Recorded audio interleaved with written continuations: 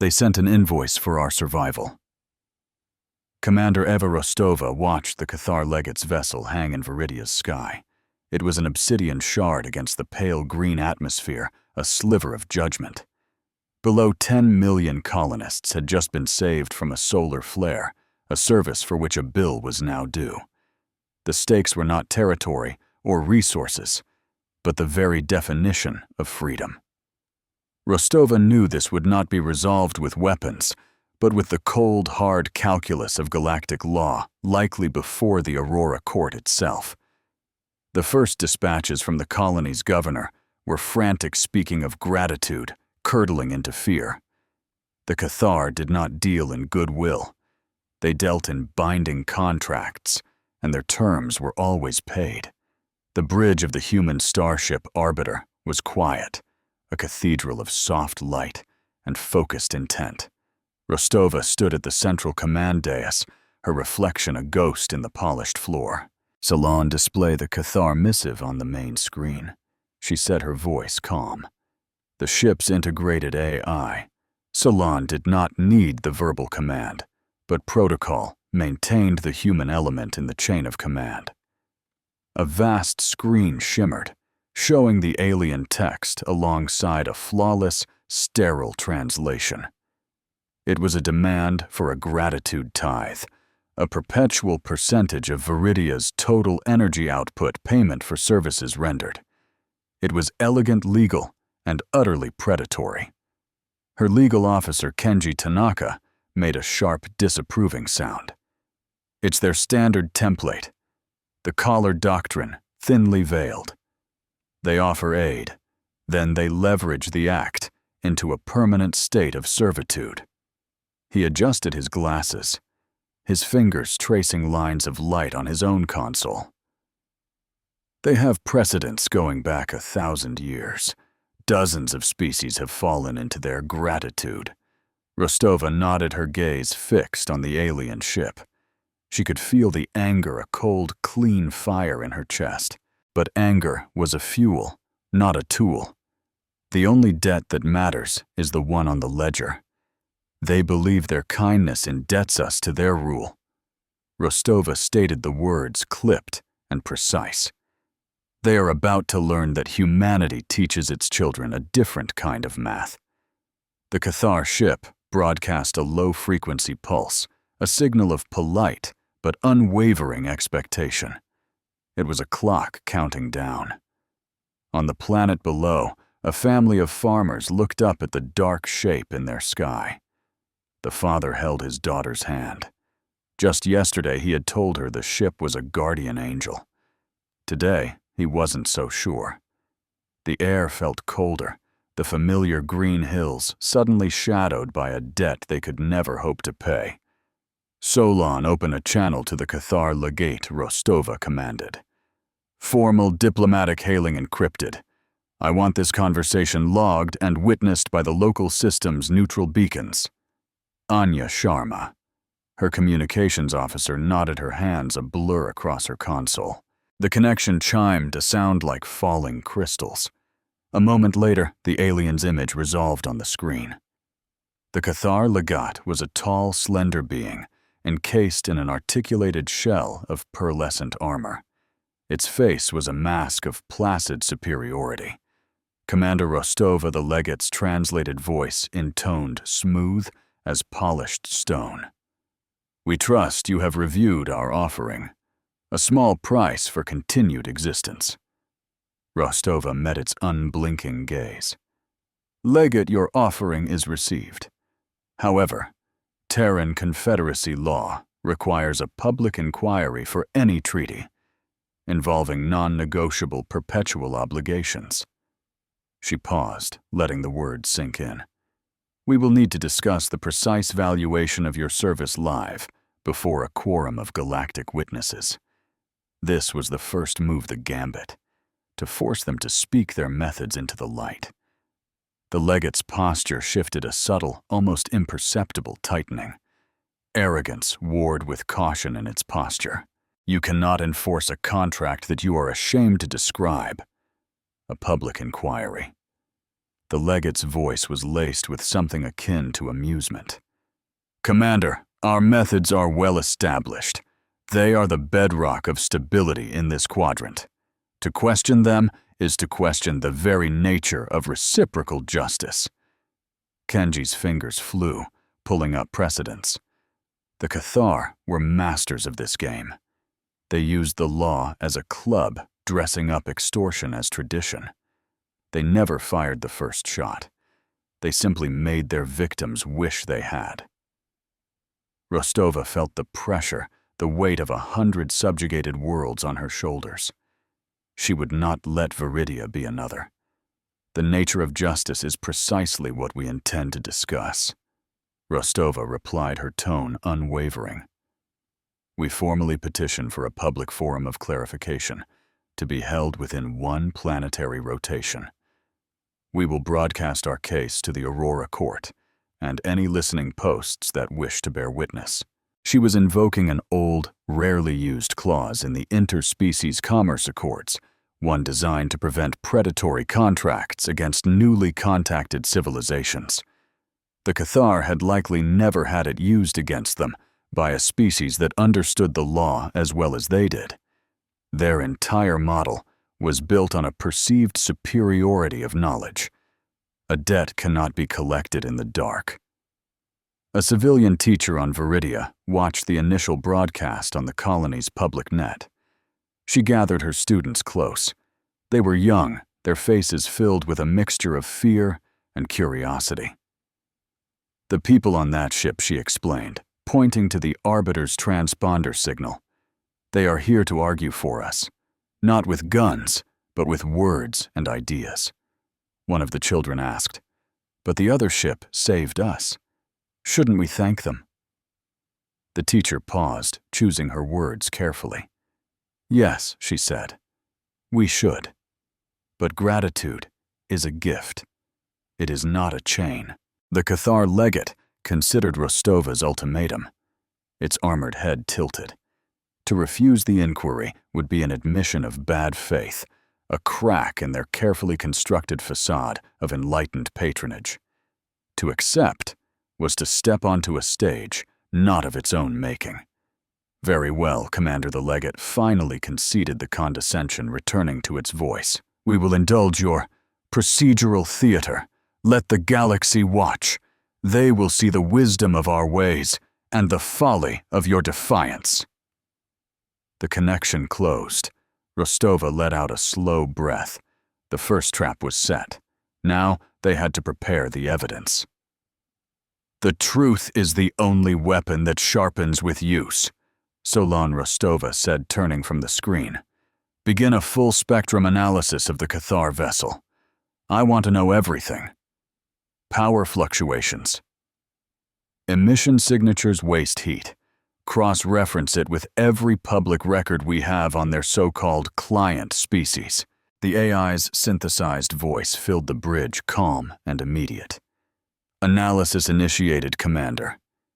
Initial scans show a significant and continuous power draw, inconsistent with declared ship functions for a vessel of its class at station keeping. A mystery, a loose thread." Rostova seized on it. A predator's true nature is always revealed by its appetite. Focus on that discrepancy, Solon. "Where is the energy going, Kenji?" Tanaka leaned forward, his expression intense. "Commander, the Cathar ledgers are meticulous. They account for every joule they expend and every unit they claim.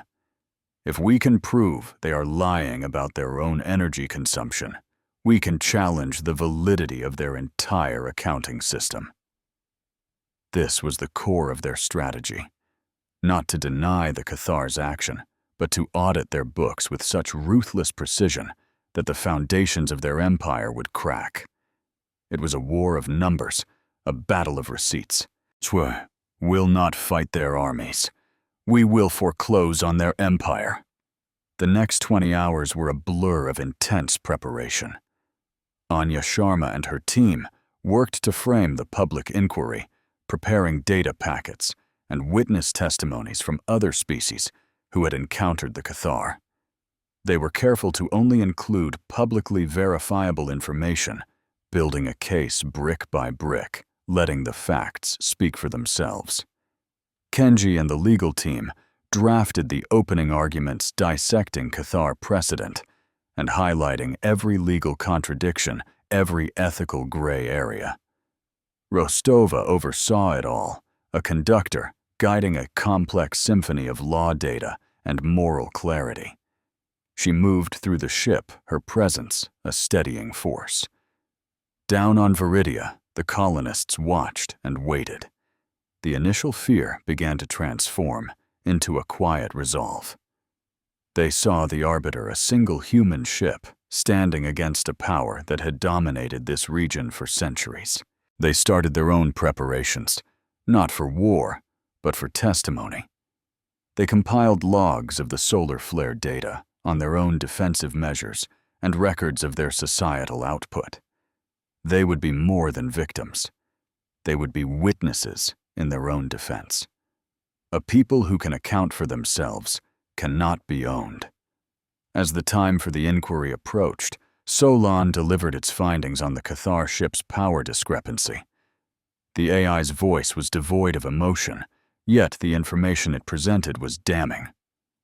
Commander, I have isolated the energy signature. It is a broadcast frequency highly directional and split into millions of discrete subchannels. The power is not being used on their ship. It is being transmitted. Rostova looked at the holographic display, which showed countless tiny energy streams lancing out from the Cathar vessel aimed at distant star systems. Transmitted to where Solon, she asked, though she already suspected the answer. The destinations correlate with the known locations of the Cathar's client species. Solon stated, the energy profile is a perfect match for the power required to operate their gratitude collars. The bridge fell silent. The truth was colder and more monstrous than they had imagined. The tithe was not just a tax, it was the fuel for the very instruments of control. The Cathar were forcing their vassals to power their own chains. This was the reveal, the heart of the crime. A system built on stolen power cannot stand the light. Rostova's expression hardened. Kenji, this changes everything. We are no longer debating a contract. We are prosecuting a case of systemic interstellar enslavement. Tanaka's eyes were wide. They have been hiding it in plain sight, logged in their own ledgers as client maintenance and energy redistribution. The audacity was breathtaking. They had used the language of commerce and law to sanitize an atrocity. They had turned their victims into unwilling accomplices in their own subjugation. Rostova's course was now crystal clear. The inquiry was no longer just about saving Viridia. It was about breaking the chains of a dozen worlds. Anya, prepare the broadcast. Rostova commanded, her voice ringing with newfound purpose. Patch my personal comms into the main feed. I will conduct the inquiry myself. There was a risk in a commander taking the role of prosecutor, but Rostova knew she had to be the one to face the legate directly. She had to look her opponent in the eye when she presented the evidence of his crimes. She would not hide behind proxies or legal jargon. The galaxy needed to see a human standing up to this ancient evil, armed with nothing but the truth.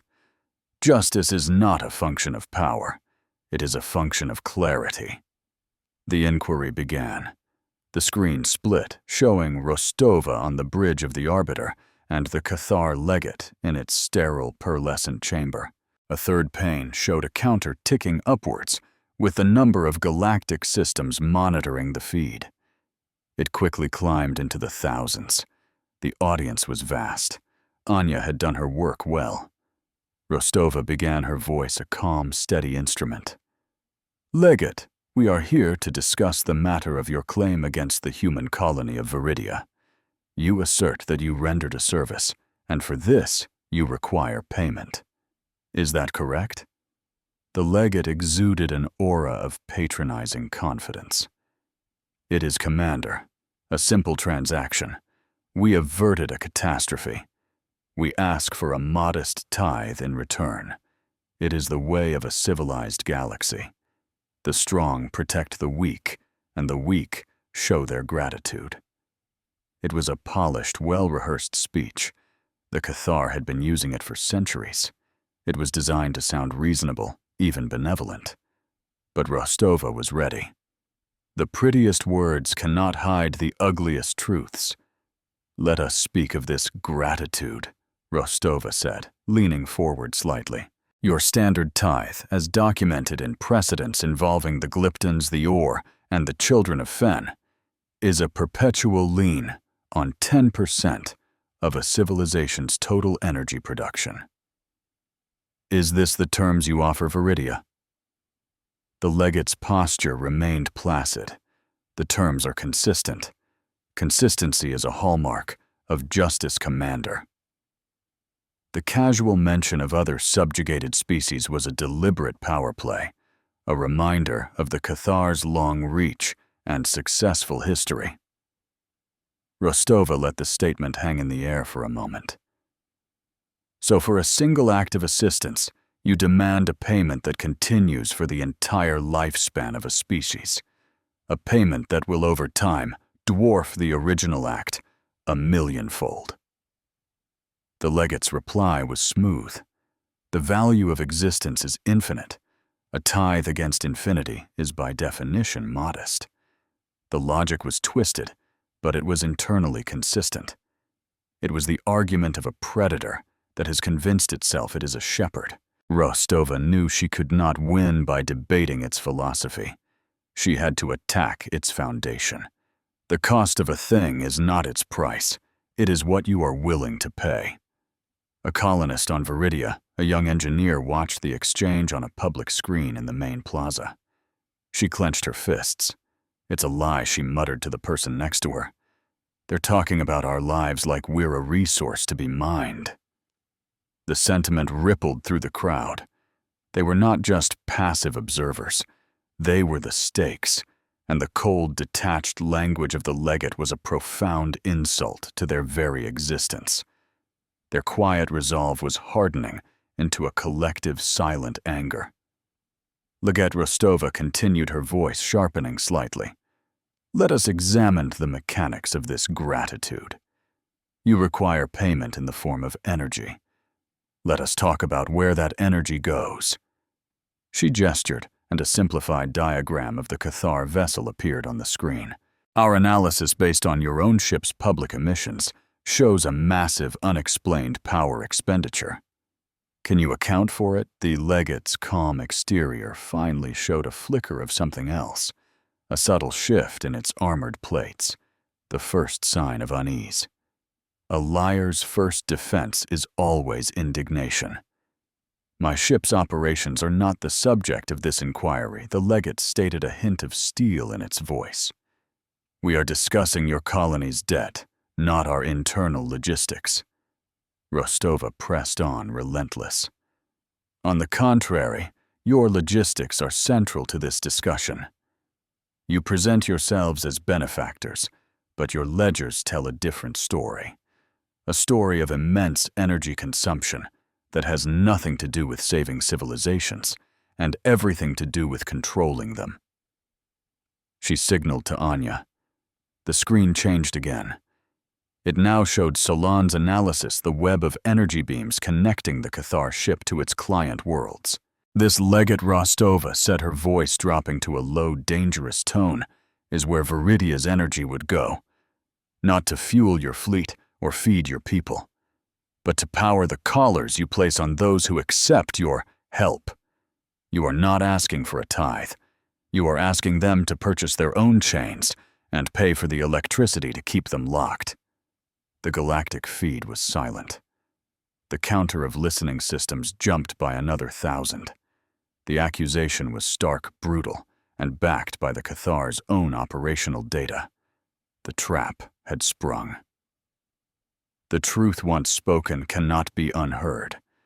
The legate was motionless for a long moment. When it spoke, the mask of civility was gone, replaced by a cold fury. You twist our customs human. The gratitude collars are a symbol of our bond, a tool to ensure the stability and productivity of our junior partners. They are not instruments of slavery. But the denial was hollow. The data on the screen was irrefutable. Every watt was accounted for, every destination logged. The Cathar's empire of debt was built on a foundation of lies, and Rostova had just pulled the cornerstone loose. Kenji Tanaka watched from his station, a slow smile spreading across his face. This was the moment, the turning point.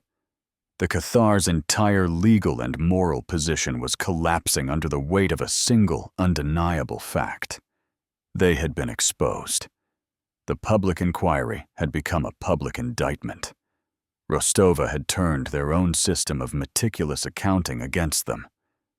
Their numbers do not lie, and we have taught them to speak. This fleet, this saint ship. Arbiter teaches by numbers and remembers by ledgers, never by collars. So you admit to the existence of these collars. Rostova pressed her voice like a scalpel. You admit to drawing power from your partners to operate them. You have built an economic model where the price of your help is eternal servitude, fueled by the victims themselves. She let the silence stretch a vast, damning emptiness. The legate had no answer. It could not deny the data. It could only try to reframe it, a desperate gambit that was clearly failing. The audience of the galaxy was watching, judging, and the verdict was beginning to form in the court of public opinion.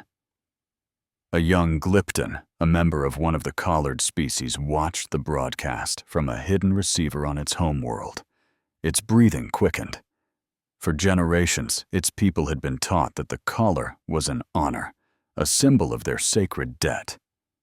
Now, a human, a species they had never met, was telling them. It was a chain. A spark of hope, long dormant, began to glow. A single voice speaking truth could be louder than an empire of lies. A reckoning does not require an army, only a catalyst. Rostova knew it was time for the final move. The Cathar's moral authority was shattered. Now she had to break their legal and economic power. Legate, you have presented the people of Viridia with a bill. It seems only fair that we present you with ours. A new document filled the screen. It was an itemized invoice prepared by Solon, with Kenji's oversight. It was beautiful in its cold, precise logic. It was a bill for services rendered by the Terran Confederacy to the Cathar. You used the local star to calibrate your flare diversion shield. Rostova began her voice narrating the items on the ledger. Humanity has maintained that star's stability for 2 centuries at a significant cost. We charge you for that maintenance. You used the public hyperlane network charted and maintained by our probes. We charge you for that access. You used our navigational beacon system, which we provide freely as a public good. For commercial military operations such as yours, there is a fee. It is all in the fine print of the Galactic Commerce Accords, the very accords you use to justify your own claims. Each service has a price, even the ones given freely. The total on the human invoice was astronomical. It was 1,000 times greater than the Cathar's claim against Viridia.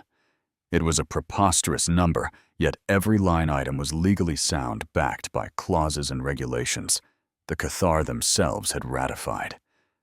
The legate was speechless. Its entire worldview was being inverted.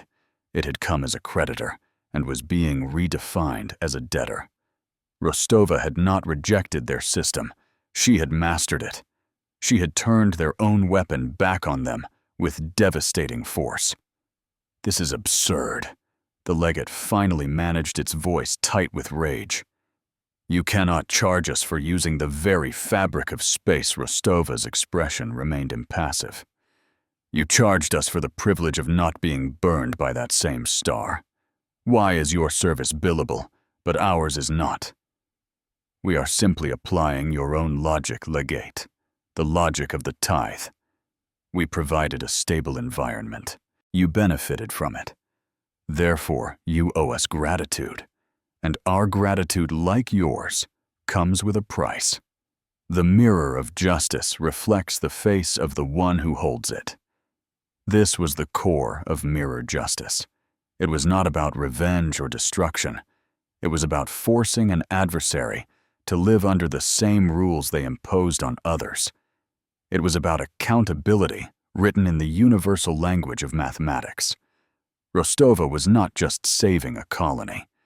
She was teaching a lesson that would be recorded in every court and on every public ledger in the galaxy. The Cathar were not a superior power dispensing wisdom. They were simply bullies with a good legal team. And their legal team had just been outmaneuvered. Solan Rostova said, her voice now ringing with command. File our claim with the Aurora Court, log the invoice on the public galactic ledger, and prepare the mirror arrays. On the hull of the Arbiter, massive panels began to shift. They were not weapon emplacements. They were high-efficiency energy collectors, designed to draw in ambient radiation or focused power streams. They now turned to face the Cathar ship, gleaming in the light of Viridia's sun. They were not aiming to fire. They were aiming to collect. A debt once logged must be paid. The Cathar legate watched the arrays align, and for the first time a genuine emotion showed through its rigid composure, fear. It understood what was about to happen. This is an act of aggression, Commander, it hissed. You are targeting my vessel. Rostova's reply was cold as the void between stars. No, legate. This is an act of accounting. Our filed claim gives us the legal right to place a lien on your assets until the debt is settled. Your ship is your most prominent asset in this system. We are not firing a weapon. We are beginning collection. Down on Viridia, the colonists watched in stunned silence. The sheer audacious brilliance of the human countermove was breathtaking. They were witnessing a new kind of warfare, a battle fought not with missiles and lasers, but with ledgers and laws. The human commander was not destroying their enemy. She was repossessing them. It was a victory not of might, but of principle. The law is a shield for the weak, but it can be a hammer in the hands of the just. The final piece of the plan fell into place. The Aurora Court, processing the claims at the speed of light, issued a preliminary injunction. The Cathar's claim on Viridia was frozen, pending the outcome of the inquiry. Humanity's claim against the Cathar, however, was validated, backed as it was, by the Cathar's own accepted legal frameworks. The court's automated system, bound by its own logic, authorized the lien. A signal flashed from the system's neutral beacon to the Arbiter. It was a legal go-ahead. Solan Rostova said softly, "Execute." The mirror arrays on the Arbiter pulsed with a soft blue light. A containment field precise to the millimeter formed around the Cathar ship. It was not a destructive force field. It was a collection envelope. Then the transfer began. The Arbiter's systems, guided by the court's injunction, began to draw power from the Cathar vessel, pulling it across the space between them. It was a slow, steady drain, perfectly legal, and publicly broadcast on the galactic ledger for all to see. Every joule transferred was a number on a public balance sheet. On the main screen, the Cathar ship's energy signature began to dim. The massive power reserves it used to fuel its network of collars began to flow not outwards to its victims, but sideways into the mirror arrays of the human ship. Rostova had not just turned their logic against them. She had turned their own power against them. She was using the energy they had stolen from a dozen worlds to pay off a debt they had incurred simply by showing up. It was perfect, symmetrical, and inescapable. The universe bends towards justice. But sometimes you have to provide the leverage. The Cathar legate stood frozen on its bridge, watching its power levels drop. It was trapped.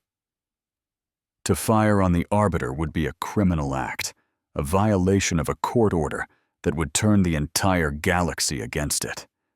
To flee would be to abandon its claim and forfeit the lien admitting guilt. To stay meant being slowly, methodically, and legally drained of all power, its humiliation broadcast for all to see. It had been defeated without a single shot fired. Its empire of debt had just received its first and final bill. The mirror arrays of the Arbiter glowed silent and patient as the ledger counted what was due. The legate's voice, when it came, was no longer a silken whisper of superiority. It was the grating sound of shattered pride. "This is piracy, Commander. You hide behind your legalisms, but you are nothing but a privateer attacking a vessel under a flag of truce."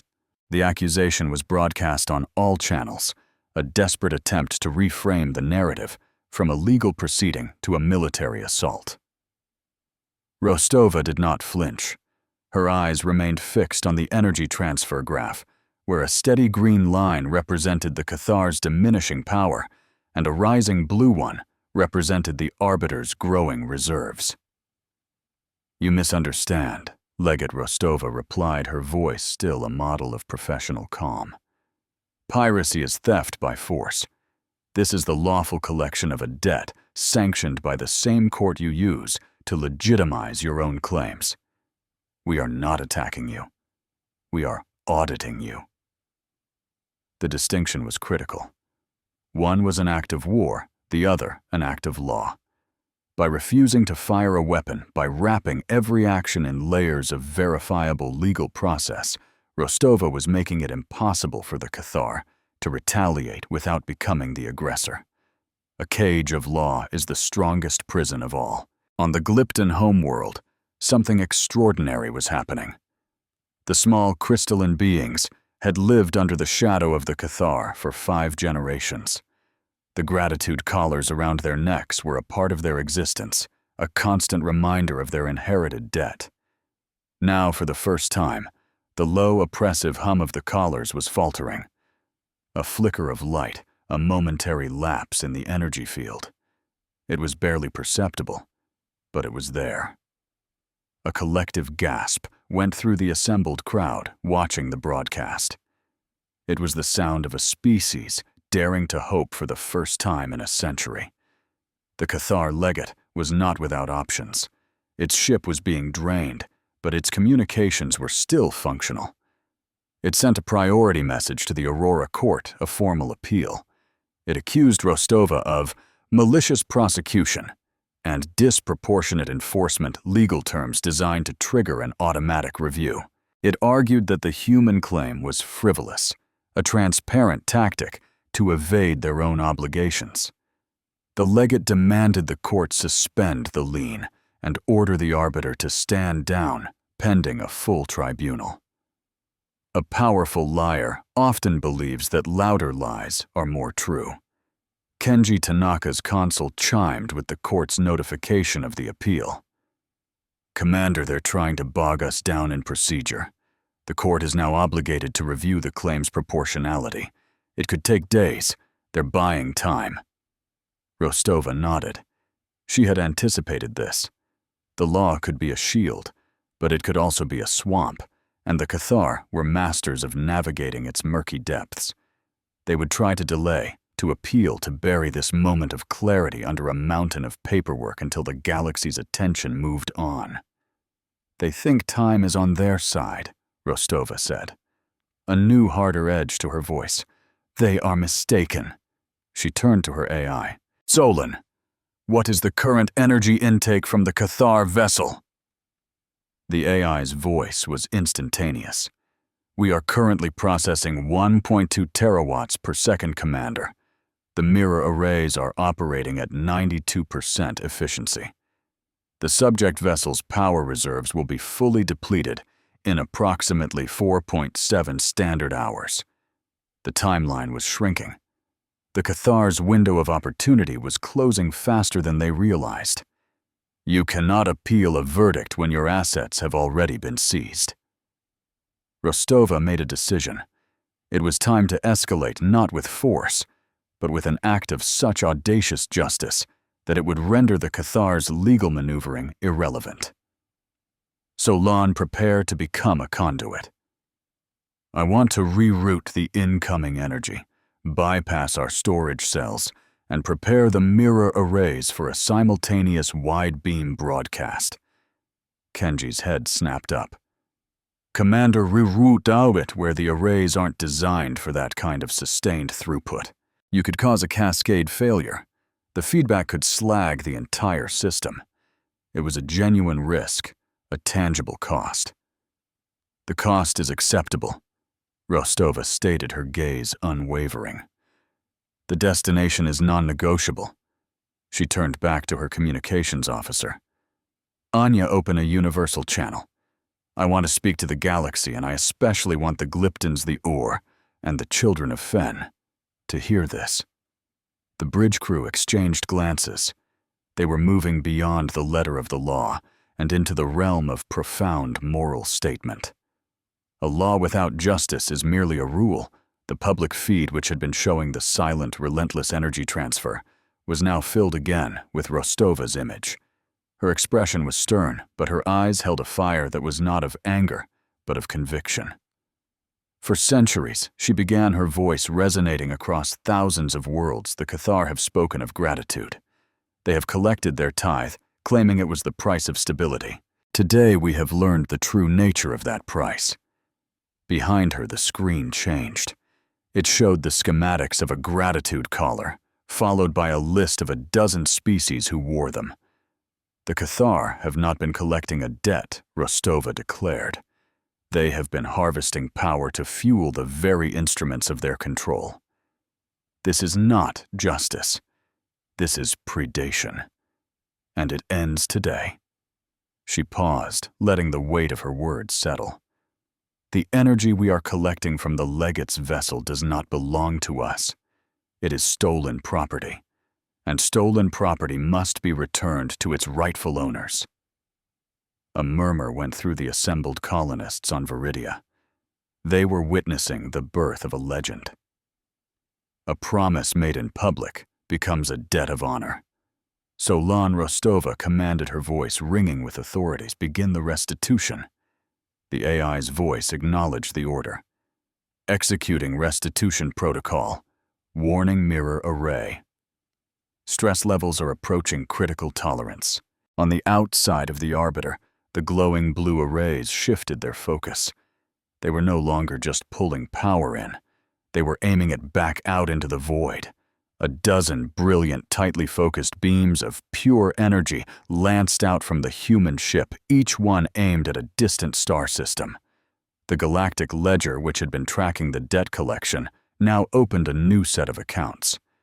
The first beam reached the Glypton system. On their world, the faltering collars did not just flicker. They went dark. The oppressive hum that had been the soundtrack of their lives for a century ceased.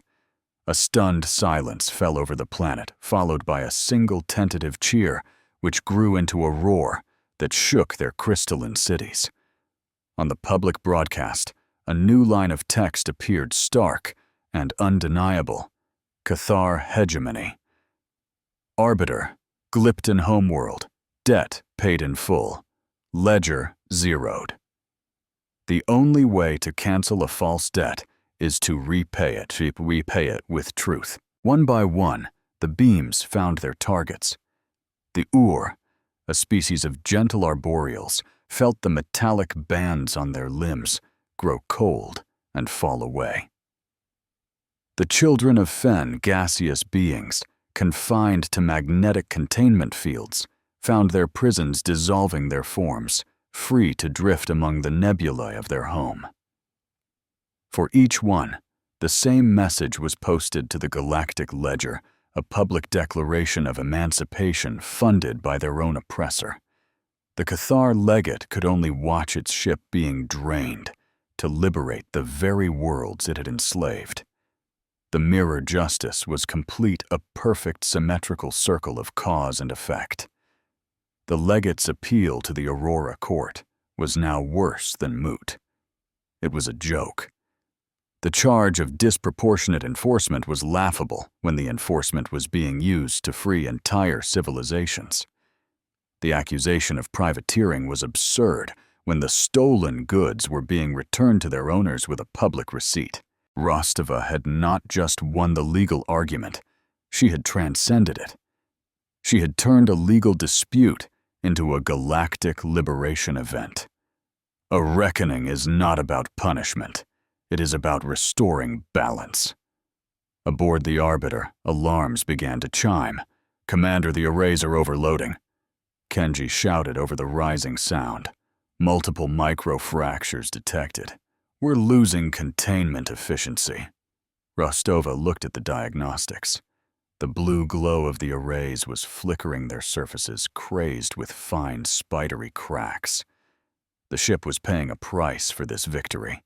The systems that made this act of justice possible were sacrificing themselves in the process. This was the first cost written in damaged metal and stressed energy cores. "Keep the beams active until the last collar goes dark."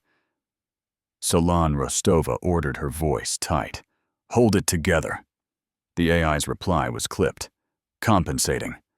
Rerouting power through auxiliary conduits. Structural integrity of the mirror system is now at 43%. The ship shuddered slightly as power was rerouted. The lights on the bridge dimmed for a moment, then stabilized. The crew held their posts, their faces grim but determined. They were no longer just sailors of the void. They were agents of a justice so profound it was shaking the foundations of the quadrant. Victory is not measured by what you gain, but by what you are willing to pay. Finally, after what felt like an eternity, the last beam cut out. Solon's voice filled the relative quiet of the bridge. "Restitution protocol complete. All known gratitude collars have been deactivated.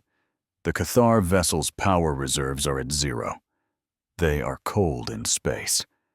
A wave of relief washed over the crew. They had done it. They had won. Anya Sharma was crying silently at her console, watching the flood of messages coming in from the newly freed worlds. They were messages of disbelief, of joy, of a gratitude so pure and overwhelming, it was a stark contrast to the twisted version the Cathar had enforced. Just then, a priority message cut through the celebration. It was from Terran Command. Kenji read it, his face paling. "Commander, we have received formal declarations of protest from the Cygnon Ascendancy, the Ordo Prime, and the Tekor Imperium. They are all allies or trade partners of the Cathar. They are accusing us of radical destabilizing interventionism and are demanding our immediate withdrawal and censure." This was the second cost. They had not just made an enemy of the Cathar. They had shaken the political order of the entire region. Humanity would be dealing with the diplomatic fallout from this day for decades to come. A bold action creates both allies and enemies in equal measure.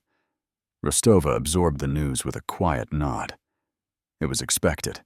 Empires built on similar principles as the Cathar would naturally see this act as a threat. They had not just freed a dozen worlds. They had armed them with an idea, a precedent. They had shown the galaxy that the law could be used as a key to unlock cages, not just a hammer to build them.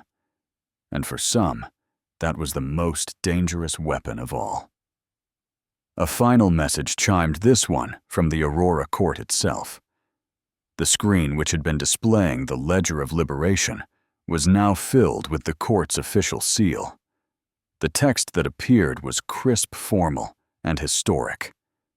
In the matter of the Terran Confederacy versus the Cathar hegemony, the court finds for the plaintiff.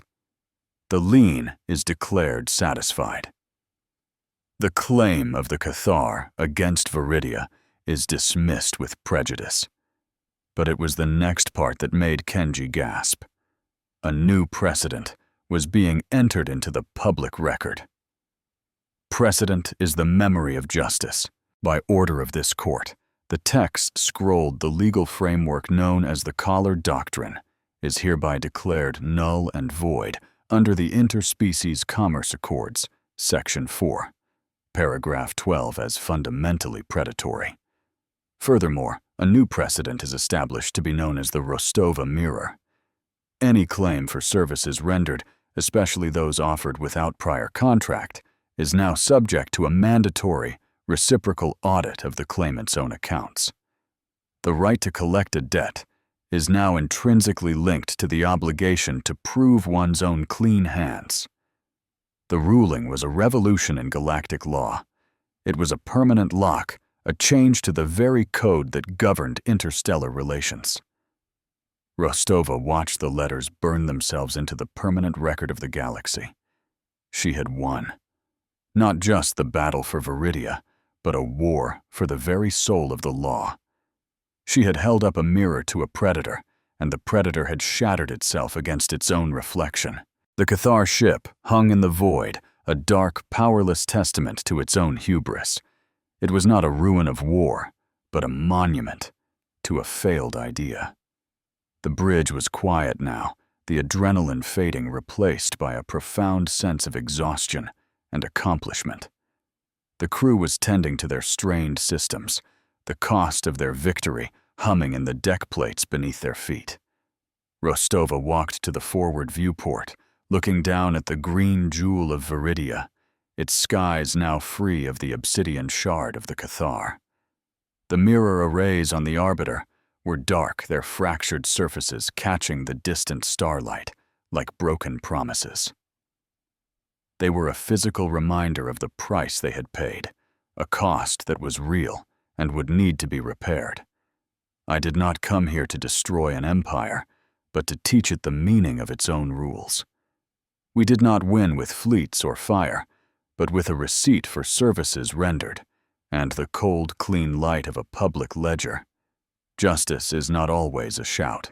Sometimes it is a quiet, meticulous accounting of what is owed, a balance restored not by the sword, but by the numbers.